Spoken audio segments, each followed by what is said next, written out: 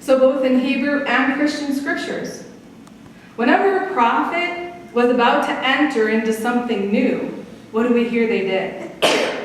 They went off for 40 days and 40 nights, and they would observe a period of fasting and prayer, time for renewal. And during this time, they would gain courage. They would gain strength to do whatever God was asking them to do. This time was to prepare them for what was coming next: the birth, the renewal, the resurrection. That's what the season of Lent is about as well. During this time, it is believed prophets were allowed to release thoughts of doubt, sin, beliefs that no longer serve them, so that they could come into new understandings, just like Jesus did.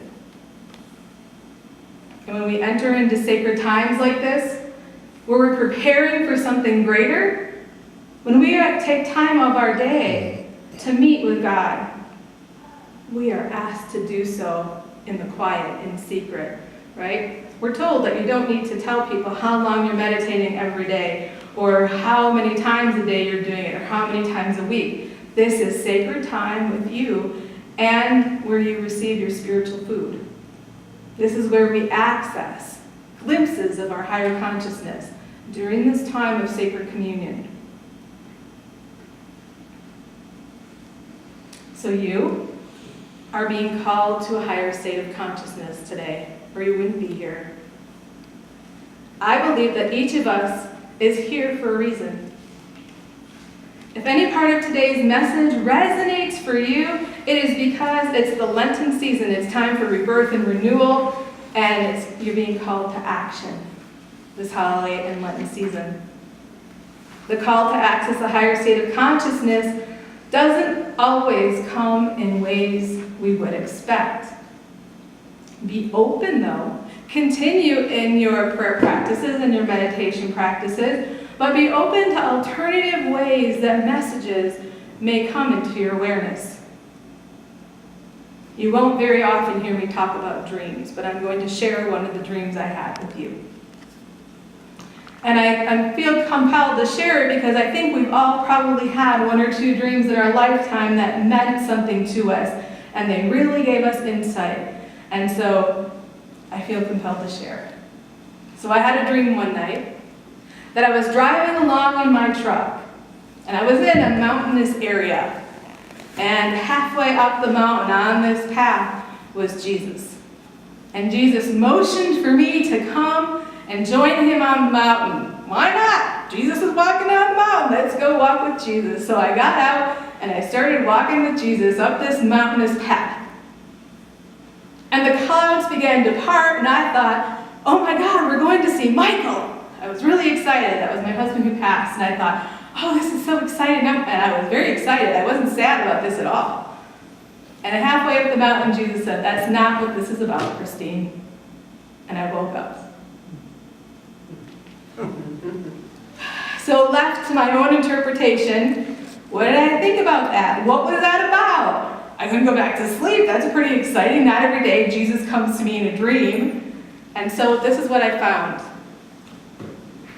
In Charles Fillmore's Revealing Word, when I look up Jesus, it says, Jesus is the way shower. He came that we might have life more abundantly.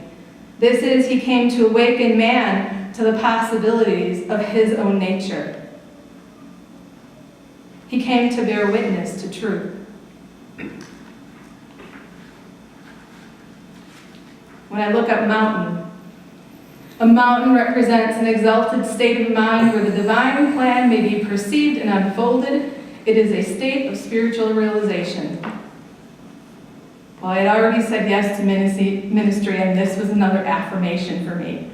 I was like, you are on the right path. You're dreaming about Jesus.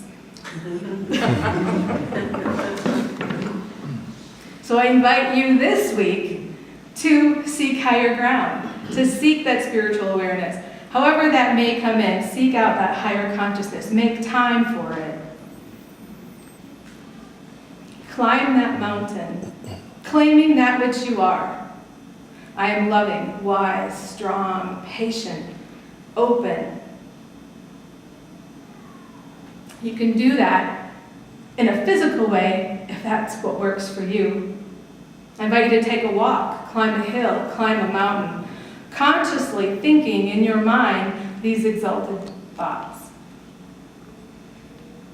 By the way, these conscious walks and hikes are considered walking meditations. So I invite you to give up limiting thoughts this Lenten season. It's likely that you will yield better rewards than giving up a luxury, such as indulging in your favorite drink, favorite television show, or a beverage. And as we make room for something greater in our minds, we also make room for something greater in our families, in our spiritual communities as well. And I asked you to bring a rock today. Did everyone get that message? Did anyone bring a rock? Okay. I do have some extras up front. We have some pebbles too we can throw in, so we'll get to that in a moment. But the rock is symbolic. It's symbolic of what we are building here collectively as a community. We are all being called into a state of higher consciousness. We have been called to build our individual consciousness as well as the collective consciousness of this community. And none of us can do this alone, but together we can build it because we are the foundation. The rocks we brought will be a visual reminder to us that we are the foundation. Because the rocks represent all of us. Some rocks are smaller, some are bigger than others, some are smooth, some are rough, polished, sharp, brittle, strong, black, brown, gray, yellow, pink, marble, plain, and pretty. They symbolize our life's journey. There have been times when we have wavered in our consciousness. That's where the colors come in. We've all been in that black place. We've all been in that yellow sunshine place.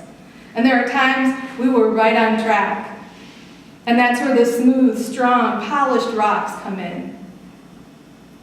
And we fluctuate in retaining higher states of consciousness, yet we are still strong. We are stronger now because of our awareness and committing to renewing thoughts held in mind. So at this time, I'm going to invite you to come forward with your rocks. If you didn't bring any, there are some up front. I invite you to place them in this container with a conscious awareness of what we are creating. We are creating a foundation for this ministry and building it from this time forward. In the future, we will have this at every class that we have for new members, and they will put their rocks in. This container will be overflowing in the future, and we will use this to build something as a foundation for wherever we end up. So that's the consciousness I'd like us to create as we come forward and put a rock in.